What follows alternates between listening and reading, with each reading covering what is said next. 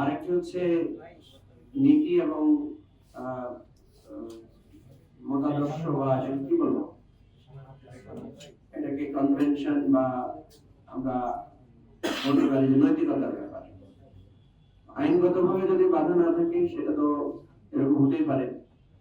আর নীতি নৈতিকতার জায়গা থেকে আমরা মনে করি যে এটা বেশিরভাগ মানুষই, আমার কাছে যেটা মনে হয়েছে, যে মানুষ এটা অপছন্দ করেছে। মানুষ এটা পছন্দ করেন নাই যে উপদেষ্টা পরিষদে দায়িত্ব পালনরত একজন ব্যক্তি, যার ব্যাপারে বিএনপি নিজেই অভিযোগ তুলেছে, পদত্যাগ দাবি করেছে। এবং অনেকেই আমি দেখেছি টক শোতে যারা বিএনপি পন্থী বুদ্ধিজীবী ছিলেন, তারা অনেকেই ওনাকে বিদেশি নাগরিক বলে নানাভাবে প্রতিপন্ন করার চেষ্টা করেছেন। ব্যক্তিগতভাবে আমরা মনে করি ডক্টর খলিলুর রহমান উনি একজন বেশ যোগ্য মানুষ, উনি দক্ষ কূটনীতিক ছিলেন, আমাদের অন্তর্বর্তীকালীন সরকারে উনি দায়িত্ব পালন করেছেন। এ ব্যাপারে আমাদের মতামত হচ্ছে যে এটা না হলে ভালো হতো। সরকারের ভূমিকা বা ওনার ব্যক্তিগত জায়গা থেকেও এটা একটু প্রশ্ন তৈরি করেছে, কিন্তু আইনগতভাবে যদি কোনো বাধা না থাকে তাহলে আমরা এটার ব্যাপারে কোনো আপত্তি তুলতে চাই না। এটা হচ্ছে আমাদের বক্তব্য। একটা বিষয় খেয়াল করেন, সেটা হলো যে নির্বাচনে যে অনিয়ম হয়েছে, কারচুপি হয়েছে, এটা শুধু যে বিরোধী দল বলছে তা না।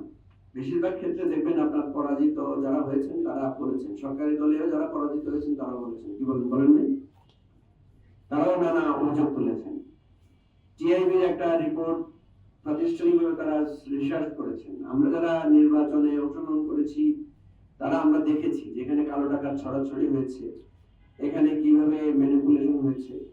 কিন্তু অতীতের সকল নির্বাচনের তুলনায় এবারের নির্বাচনকে অনেকটা বেটার বলা যায়। অতীতে তো আমরা রাতের বেলায় ভোট হয়ে গেছে, অতীতে তো আমরা প্রার্থী হতে পারি নাই, অতীতে তো আমরা প্রার্থী হওয়ার পরে এলাকায় যেতে পারি নাই, পোস্টার লাগাতে পারি নাই।